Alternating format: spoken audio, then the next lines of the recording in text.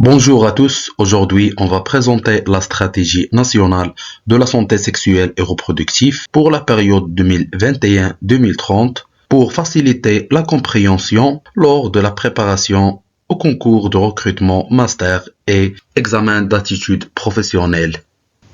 Et cette stratégie vise à améliorer l'accès aux services de santé sexuelle et reproductive, à promouvoir l'éducation et à renforcer les droits liés à la sexualité.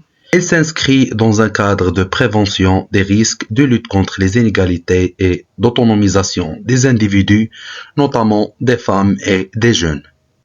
Donc, comme introduction de la stratégie nationale de la santé sexuelle et reproductive pour la période 2021-2030 et l'aboutissement d'un processus ayant comme base l'évaluation de la stratégie nationale de la santé reproductive 2011-2020. Et c'est très important de savoir que ces deux stratégies visent à améliorer la santé sexuelle et reproductive, mais la deuxième répond à des enjeux contemporains et à une vision plus intégrée et inclusive, bien sûr. Et aussi cette deuxième stratégie qui a comme base la participation de différents intervenants relevant du ministère de la Santé et de la Protection sociale, des autres départements ministériels, des organisations de la société civile et des organisations internationales. Et on va bien expliquer ça dans le contexte national et le contexte international après. Le processus d'élaboration de la dite stratégie a inclus une collecte et une analyse de nouvelles données à travers, d'une part, l'exploitation des supports et des documentations concernant la santé sexuelle et reproductive, et d'autre part, l'organisation d'entretiens et de réunions avec différents intervenants et personnes ressources en santé sexuelle et reproductive. Parce que si on prend par exemple le ministère de la Santé et de la Protection sociale comme exemple d'un intervenant, donc on va dire qu'il est le principal responsable de l'élaboration et de la mise en œuvre des politiques, des programmes de santé, y compris en matière de SSR, c'est-à-dire santé sexuelle et reproductive, et il assure aussi la coordination avec les autres départements et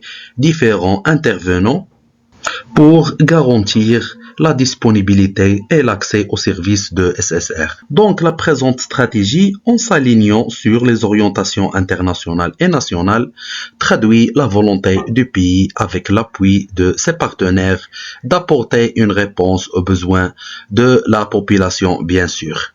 Maintenant, on va passer au sommaire. Donc, dans cette présentation, on va expliquer le contexte international, le contexte national et aussi la synthèse de l'état des lieux, c'est-à-dire les données clés citées dans cette stratégie. Et quatrièmement, la stratégie nationale comme structure de base, c'est-à-dire on va expliquer le but, l'objectif, la vision, les axes et actions, bien sûr.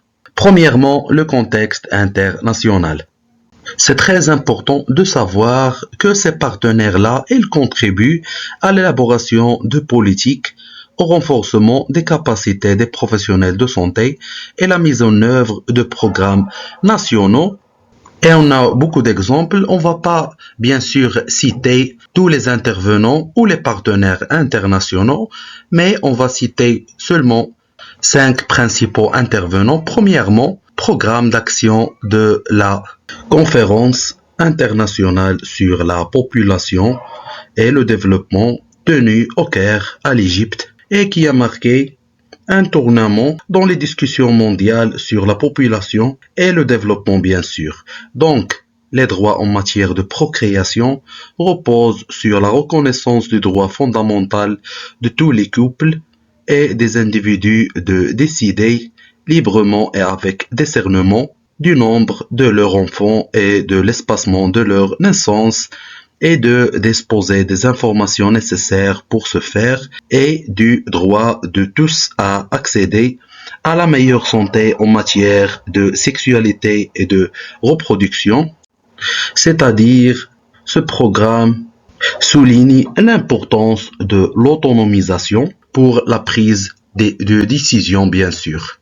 Maintenant, on va passer au 2006, d'où l'élaboration importante de l'objectif du millénaire pour le développement OMD numéro 5 et les efforts se sont intensifiés pour réduire de 75% la mortalité maternelle entre 1980 et 2015 et aussi assurer en deuxième lieu l'accès universel à la santé reproductive. Et cependant, les progrès varient selon les régions bien sûr et dans de nombreux pays en développement parce que la mortalité maternelle restait élevée en raison de l'accès limité aux soins de santé prénataux, aux services d'accouchement sécurisés et à la planification familiale. En 2015, on a l'élaboration des ODD, les objectifs de développement durable. Et ce qui est important ici de savoir ODD 3 et ODD 5, on va commencer par l'objectif de développement durable numéro 3, surtout pour la cible 3.7.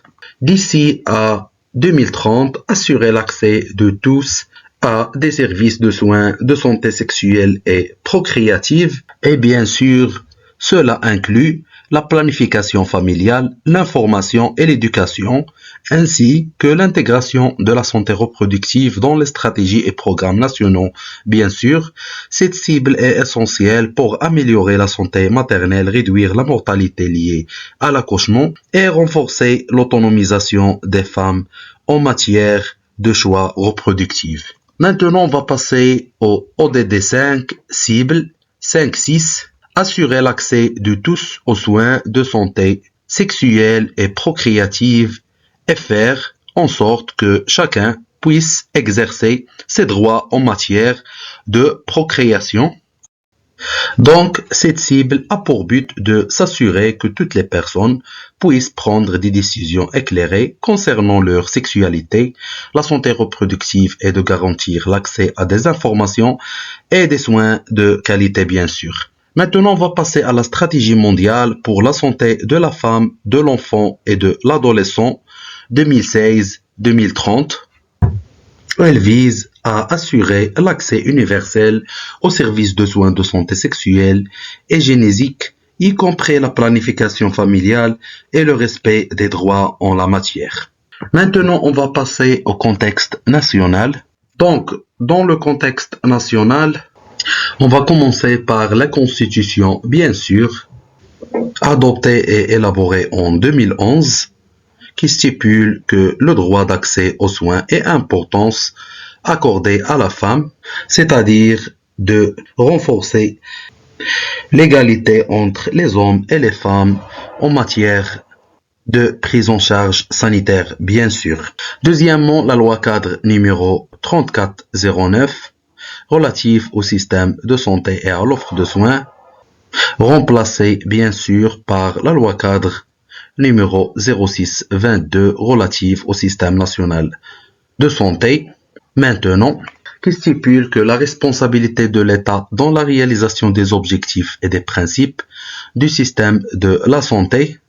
Et aussi, cette loi vise à garantir le droit à la santé pour tous les citoyens et à structurer l'offre de soins à travers un schéma régional et précise aussi que l'État est responsable de la protection de la santé, ce qui implique l'engagement à assurer des services de santé préventifs et curatifs accessibles à tous.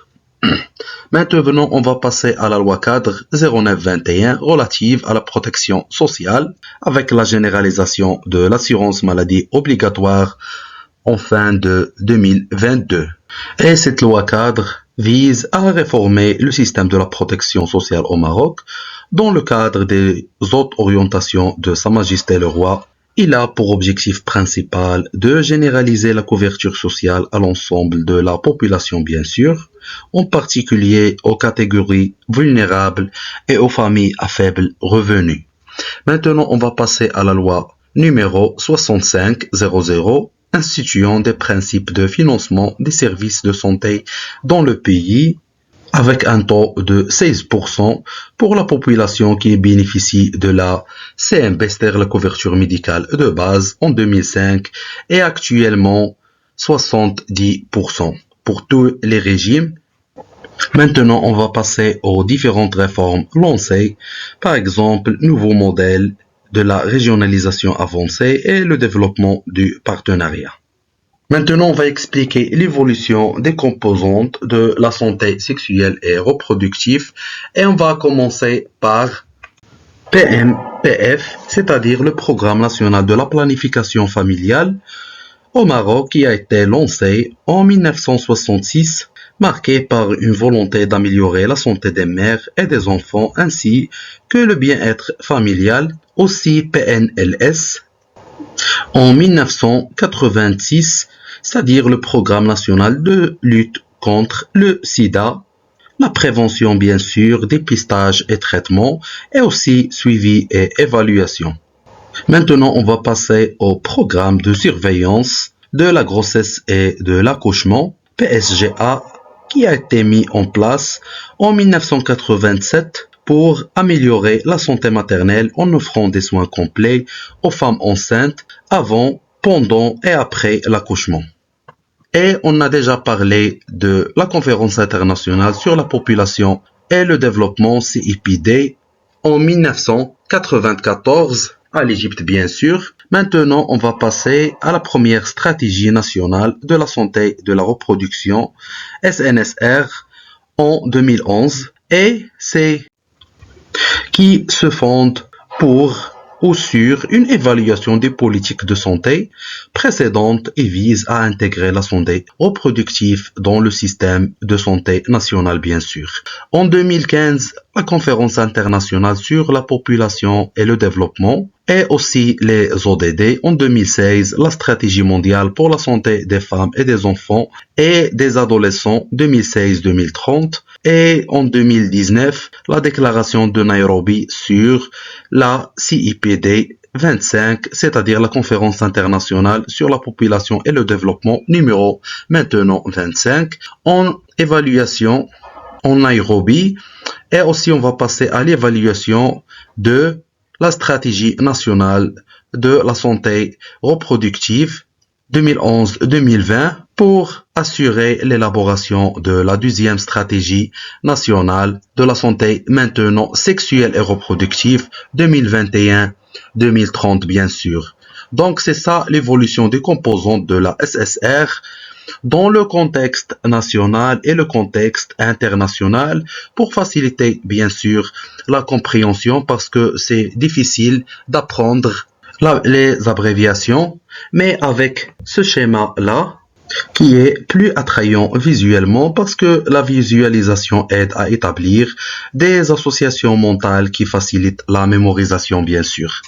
Maintenant, on va passer aux synthèses de l'état des lieux, c'est-à-dire les données clés, bien sûr. Et c'est très important de savoir que lors de préparation, soit au niveau de concours de recrutement, master et examen d'attitude professionnelle, que les données et les statistiques se posent beaucoup au niveau des concours et QCM lors de préparation. Donc, pour faciliter la compréhension des concepts, bien sûr, il faut, avant de mémoriser ces chiffres-là, il faut s'assurer de bien comprendre ces concepts statistiques et aussi utiliser les ressources pédagogiques claires, bien sûr. C'est la raison pour laquelle on a essayé de résumer ces données explicatives-là pour renforcer la compréhension, bien sûr, parce que les représentations visuelles facilitent la compréhension et la mémorisation et rendre les chiffres, bien sûr, plus concrets. Donc, on va commencer par l'espérance de vie à la naissance qui est passée de 71,7 années en 2004 à 67 ou 76,1 années en 2017 selon le Haut Commissariat au plan. Donc, ce qu'on va dire, c'est que l'espérance de vie au Maroc a connu une augmentation notable au fil des années, bien sûr, et le ratio de la mortalité maternelle a enregistré une réduction de 35% entre les années 2010 et 2016 passant de 112 à 72,6 pour 100 000 naissances vivantes. La même tendance à la baisse a été constatée pour la mortalité infanto-juvénile, passant de 30,5 en 2011 à 22,2 pour 1000 naissances vivantes en 2008, selon l'enquête, bien sûr, nationale sur la population et la santé familiale, ENPSF 2018, qui est une initiative menée par le ministère de la Santé au Maroc avec l'appui d'organisations internationales telles que l'UNICEF, l'OMS et le FNUAP. Donc, il joue un rôle crucial dans la planification stratégique en santé publique au Maroc. C'est très important de connaître l'enquête nationale sur la population et la santé familiale, bien sûr. Donc, on a une augmentation de l'espérance de vie au Maroc, une réduction de la mortalité maternelle et aussi une baisse ou une réduction constatée pour la mortalité infanto-juvénile. Donc, on va continuer. En ce qui concerne la prévalence contraceptive, qui a connu une amélioration significative, passant de 36 ou 63% en 2004 à 70,8%, donc avec 58% pour les méthodes modernes en 2018. Et comme définition, la prévalence contraceptive se réfère au pourcentage de femmes en âge de procréer, bien sûr, donc généralement entre 15 ans et 49 ans, qui utilisent une méthode contraceptive à un moment donné. Cela inclut toutes les formes de contraception, bien sûr, qu'ils soient modernes ou traditionnels. Pour les moyens modernes, ce sont les pilules, les stérilés, les implants, les préservatifs, etc. Et pour les méthodes traditionnelles, on a les méthodes de calendrier, l'abstinence périodique, etc. Donc, on a aussi la baisse importante de la fécondité, passée de 7 enfants par femme en 1962 à 2,38 en 2018. Et cette baisse importante de la fécondité au Maroc est due à plusieurs facteurs interconnectés qui ont émergé au cours des dernières décennies. Par exemple, l'accès accru à la contraception et l'urbanisation aussi, et l'éducation des femmes qui joue un rôle primordial. On a aussi le changement dans les normes sociales, c'est-à-dire les perceptions du mariage, de la famille et le rôle des femmes dans la société ont évolué, bien sûr. On a ici la population des adolescents et des jeunes âgés de 10 à 24 ans représente plus d'un quart de la population totale en 2019 suite au commissariat au plan. Ce qu'on va dire, c'est que la majorité de ces jeunes vivent en milieu urbain et plus de la moitié se situe dans la tranche d'âge de 15 à 19 ans. Et ces chiffres montrent l'importance de cette population dans le développement socio-économique du pays, notamment en termes de scolarité et de formation professionnelle. Maintenant, on va passer à la mortalité maternelle qui se situe entre 111,1 sur 100 000 naissances vivantes en milieu rural comparé à 44,6 en milieu urbain, soit 2,5 fois plus, selon l'OMPSF, bien sûr. Donc, ce qu'on va dire ici, c'est que les efforts pour améliorer la santé maternelle, bien sûr, ont inclus l'augmentation du nombre des sages-femmes qualifiées, bien sûr, avec aujourd'hui près de 82% des accouchements assistés par des professionnels de la santé. Cependant, des disparités persistent, bien sûr, notamment entre les zones urbaines et rurales, et aussi la population des femmes ayant reçu des soins prénatals qualifiés est de 95,6% en milieu urbain contre 79,6% en milieu rural. Et on va dire aussi que les principaux causes de décès maternels incluent les hémorragies, les infections et les complications liées à la prééclampsie et à l'éclampsie. Maintenant, on va passer au pourcentage des femmes enceintes en milieu rural. C'est 25,5% à avoir accouché à domicile et 3,7% en milieu urbain. Et les mariages précoces s'observent davantage en milieu rural, avec 2,3% des filles mariées avant l'âge de 15 ans, par rapport à 1,2% en milieu urbain, soit le double. Et le mariage précoce au Maroc est influencé par plusieurs facteurs, par exemple facteurs économiques et aussi des facteurs culturels et traditionnels et aussi les pressions familiales et sociales parce que par exemple certaines familles en particulier dans les communautés ruraux subissent des pressions sociales pour marier leurs filles tôt. Et maintenant on va passer aux consultations postnatales, on va dire que 9,6% des femmes en milieu rural ont évoqué des problèmes financiers pour la consultation postnatale, contre 5,5% en milieu urbain et 5,7% ont évoqué la distance comme contrainte contre 0,3% en milieu urbain. Et la consultation postnatale comme définition, c'est une visite médicale effectuée par une femme après l'accouchement. C'est post, donc après l'accouchement. Généralement, dans les 6 semaines qui suivent la naissance, il vise à évaluer la santé de la mère et du nouveau-né, à vérifier bien sûr la bonne récupération postpartum et à aborder des questions telles que la contraception, l'allaitement et la santé mentale de la mère. Par exemple, on assiste à des dépressions postpartum. Et maintenant, on va passer aux consultations prénuptiales. Et on va dire que seulement 13% des femmes ont bénéficié de cette consultation, c'est-à-dire la consultation prénuptiale. Donc, pour comprendre le concept, c'est une visite médicale réalisée avant le mariage, souvent exigée dans certains pays ou conseillée à des couples avant de se marier. Elle a pour objectif, bien sûr, de dépister et prévenir certains risques de santé pour les futurs conjoints et leur éventuelle descendance.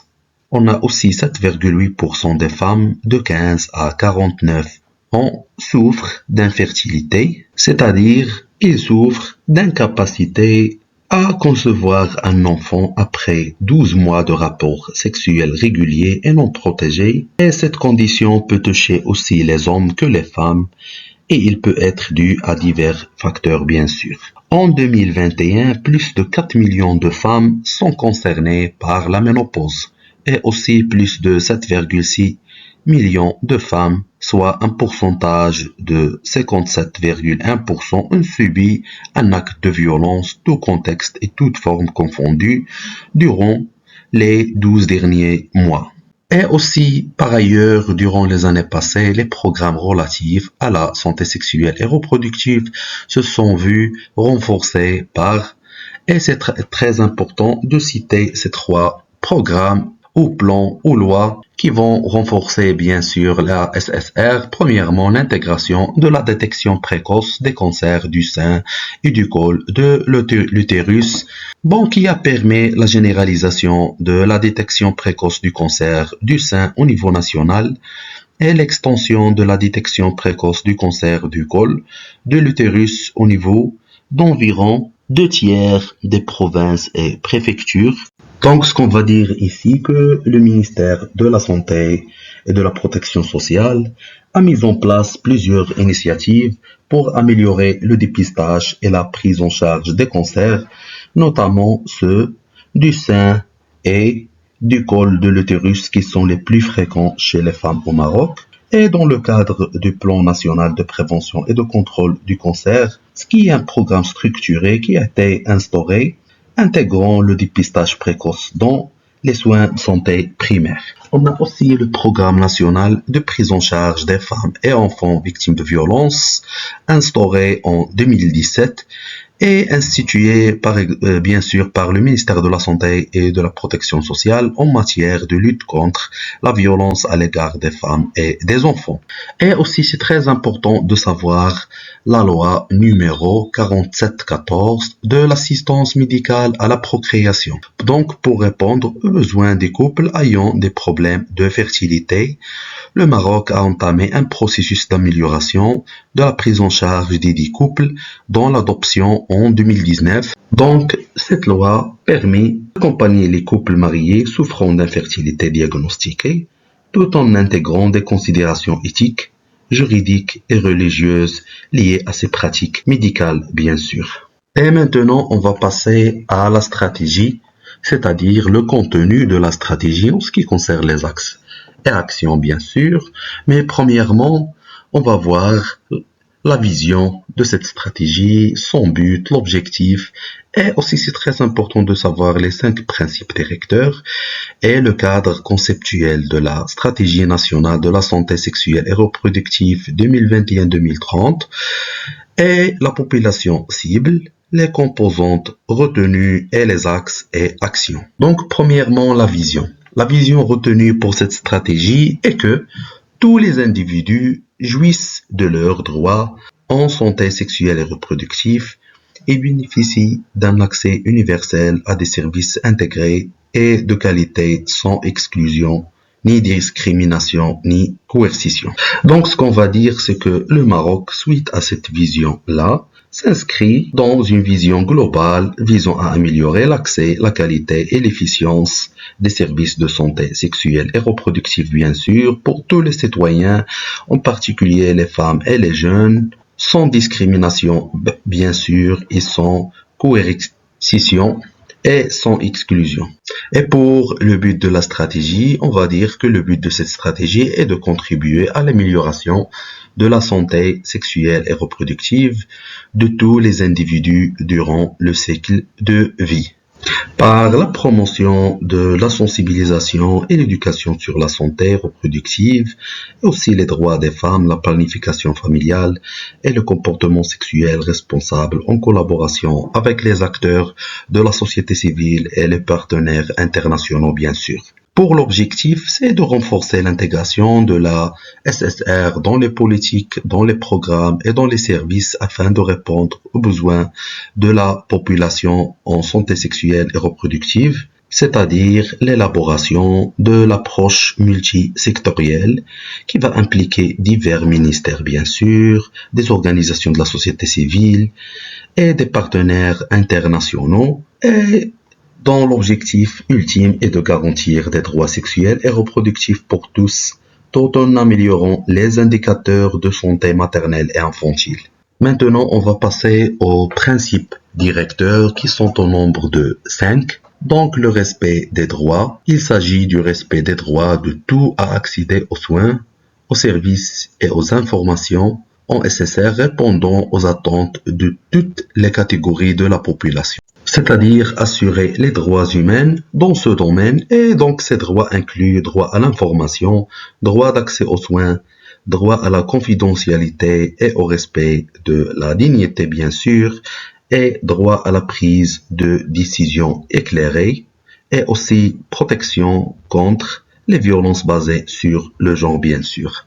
Maintenant, on va passer au service centré sur la personne, qui est la deuxième principe ou le deuxième principe directeur. Donc ce principe consiste à répondre aux besoins de la population tout au long du cycle de vie en garantissant la disponibilité d'un paquet diversifié et intégré des services en SSR. Et la question qui se pose, c'est quoi ce paquet diversifié des services? Bon, ce sont par exemple la planification familiale, les soins prénatal et postnatal, l'accouchement sécurisé, dépistage et traitement des infections sexuelles transmissibles, les IST, et aussi les soins et conseils, par exemple sur l'avortement et les soins de santé pour les adolescents, et aussi, on va dire, la prévention et gestion de la violence basée sur le genre. Troisièmement, la qualité des services. Les services en SSR s'appuient sur les différentes dimensions de la qualité des services de santé,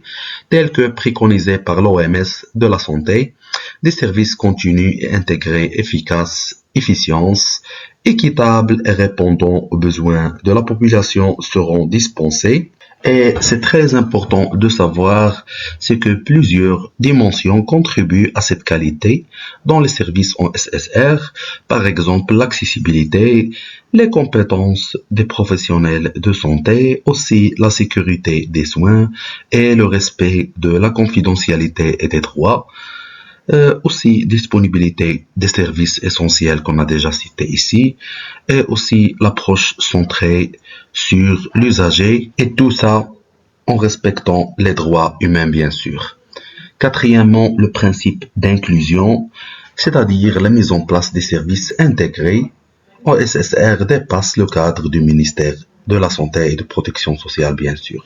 Elle fait appel à différentes parties prenantes. Ainsi, la participation de la communauté et des autres intervenants est indispensable pour réussir la mise en œuvre de la SNSSR 2021-2030. Et ces intervenants-là, ils sont nationaux et internationaux, bien sûr. Donc, les résultats axés sur la performance, c'est le cinquième principe directeur. Donc, ces résultats obtenus et les changements produits doivent être démontrés à travers une amélioration de la performance. Et cette méthode met en avant l'atteinte d'objectifs spécifiques et mesurables, bien sûr, pour améliorer l'efficacité et la qualité des services dans le contexte de la SSR. Par exemple, suivi des indicateurs clés de performance, par exemple le taux de couverture contraceptive, réduction de la mortalité maternelle et néonatale, et l'accès aux soins prénatal et postnatal et le dépistage des cancers, par exemple col de l'utérus et seins qui sont fréquents chez les femmes. Et aussi on a l'incitation basée sur la performance liée par exemple au financement basé sur les résultats, sous respect des responsabilités et transparence. Maintenant, on va passer au cadre conceptuel de cette stratégie. Donc, ce qu'on va dire ici, c'est que la concrétisation des droits en SSR de l'individu est tributaire de la prise en compte d'un ensemble de déterminants hiérarchisés dans la figure 1 en trois groupes relatifs à, premièrement, l'offre des services en SSR, deuxièmement, la gouvernance, troisièmement, l'environnement externe, et on va expliquer bien sûr la figure 1. Donc, comme vous voyez ici, on a les individus qui vont bénéficier de cette stratégie et qui cherchent à bénéficier d'un paquet des services intégrés, aussi des médicaments et des dispositifs médicaux de qualité bien sûr, et ces services-là, ils sont assurés et offerts par les ressources humaines et matérielles bien sûr. Aussi, on a la gouvernance comme groupe des déterminants hiérarchisés bien sûr, qui sont le système d'information, réglementation, financement et partenariat.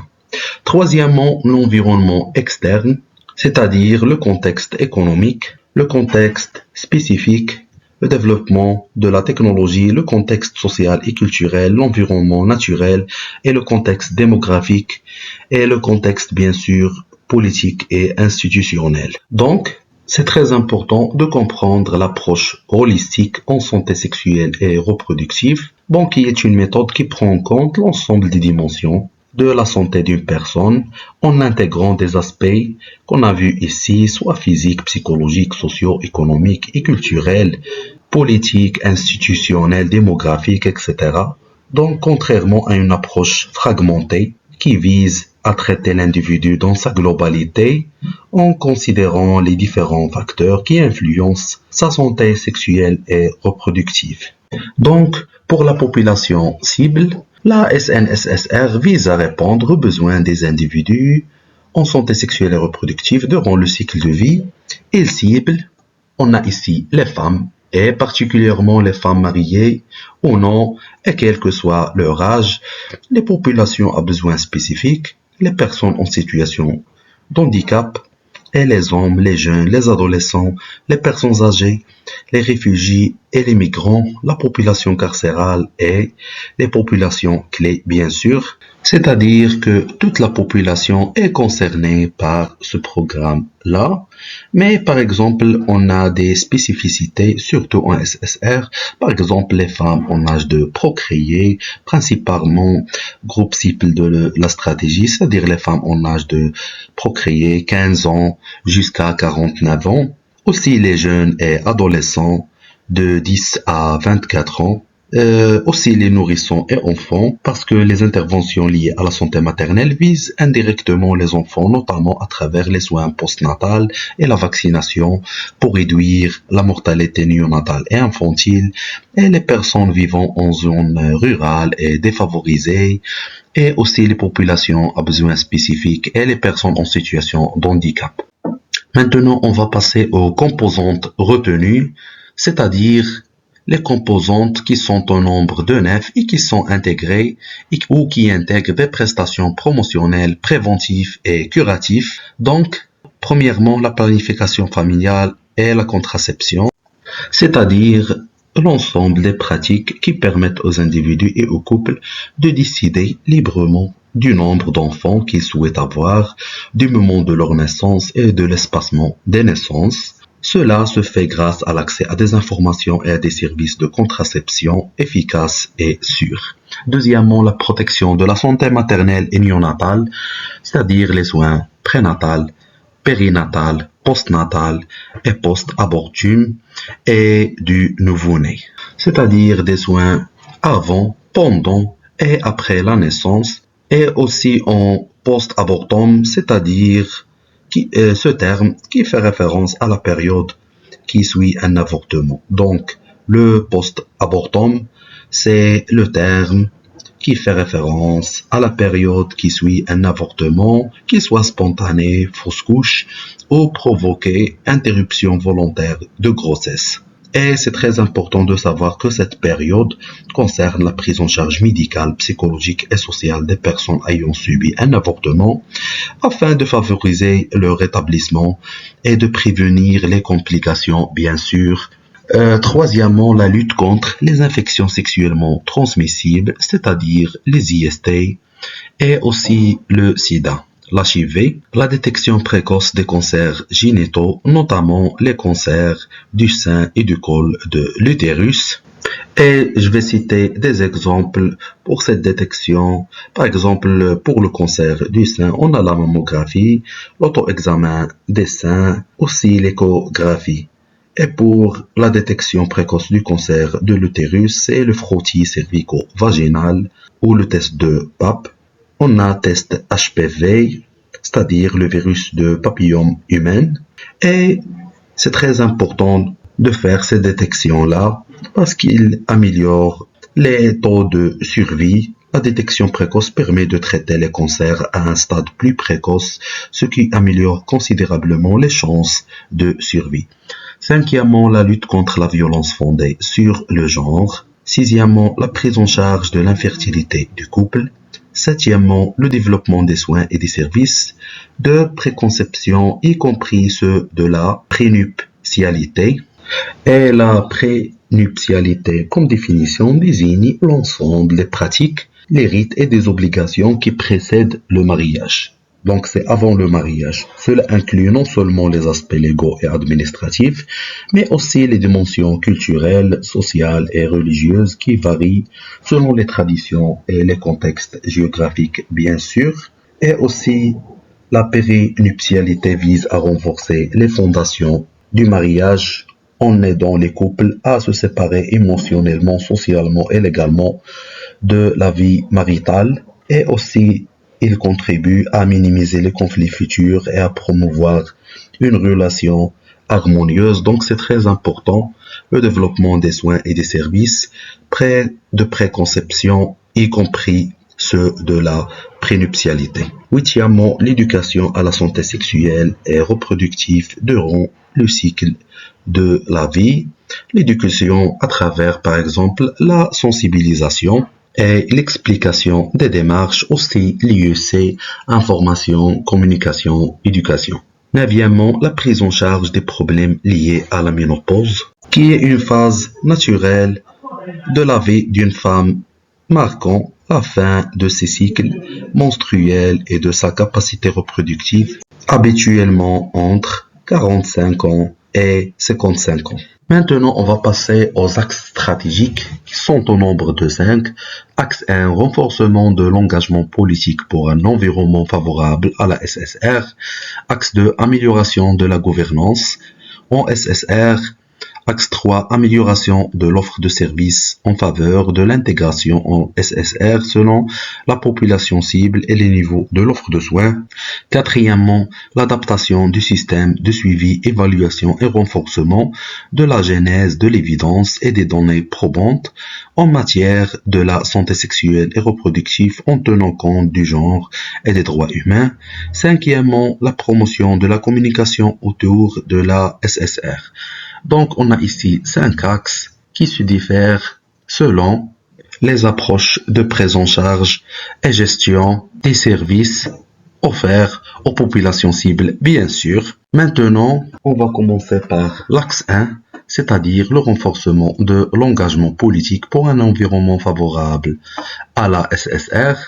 Donc, ce qui est important d'apprendre, c'est pas tout ça, c'est-à-dire les indicateurs de suivi et les hypothèses à risque, mais j'ai mis ce tableau-là seulement pour faciliter la compréhension, mais ce qu'on va voir et ce qui est important d'apprendre, ce sont l'axe, le numéro de l'axe, le titre et aussi les actions. Donc, pour l'axe 1, on a 3 actions qui sont, premièrement, plaidoyer pour l'intégration de la SSR dans les différentes politiques publiques, y compris le plan gouvernemental.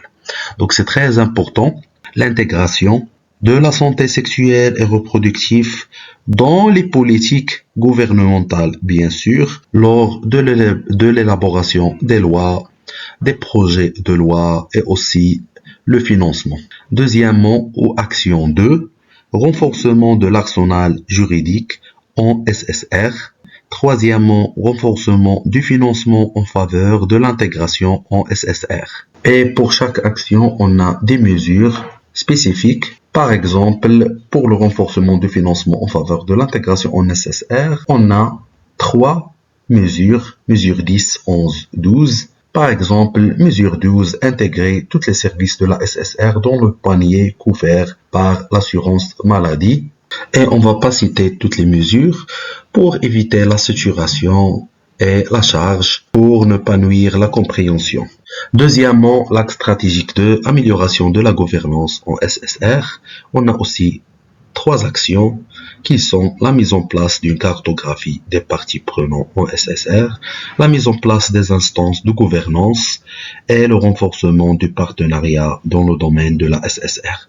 Donc, ce qui est important d'apprendre, c'est la cartographie. C'est-à-dire qu'il s'agit de représenter graphiquement les données liées à la santé sexuelle et reproductive, permettant d'identifier les zones géographiques où les services sont disponibles ou manquants. Et pour les instances de gouvernance, on a ici l'institutionnalisation des instances de pilotage, bien sûr, des différents intervenants, et aussi opérationnalisation des comités de coordination des intervenants intra- et extra-santé. Et pour le renforcement de partenariats dans le domaine de la SR, on a la constitution des réseaux et des alliances entre les partenaires dans le domaine de la SSR et aussi procéder au suivi et évaluation de ces partenariats, bien sûr. Pour le troisième axe, c'est-à-dire l'amélioration de l'offre des services en faveur de l'intégration en SSR, selon la population cible et les niveaux de l'offre de soins, on a ici 4 actions. Adaptation de l'offre de services en faveur de l'intégration au SSR. Et on a ici 5 actions, c'est-à-dire l'action 7, 8, 9, 10 et 11 bien sûr. Donc l'adaptation de l'offre de services s'effectue par l'identification de paquets de services intégrés, y compris ceux relatifs aux nouvelles composantes ainsi que les filières de soins requis et la mise en place des paquets de services intégrés identifiés et aussi d'implanter et pérenniser les interventions de l'autoprise en charge ou self-care en SSR.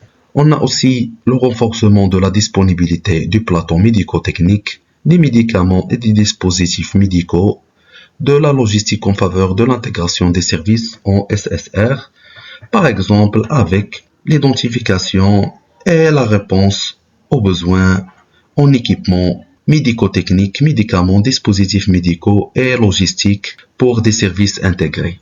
On a aussi le renforcement des effectifs et des compétences des ressources humaines parce que c'est très important de savoir que le personnel de santé joue un rôle crucial dans la promotion de la SSR et est essentiel pour l'attente ou l'atteinte des objectifs escompté. À cet effet, la réponse aux besoins de la population s'effectue par l'assurance de la disponibilité d'effectifs suffisants en ressources humaines, y compris des nouveaux profils en SSR. On a aussi le développement d'un système de management qualité en SSR avec la mise en œuvre du système intégré du management qualité et aussi de redynamiser le processus de la qualité et de l'accréditation en faveur de l'intégration pour l'action 11, c'est-à-dire la promotion des interventions de la participation communautaire en faveur de l'intégration en SSR par le développement des actions à base communautaire en faveur de l'intégration en SSR avec la participation de la communauté concernée avec un focus sur les populations marginalisées, bien sûr. Maintenant, on va passer à l'axe stratégie 4.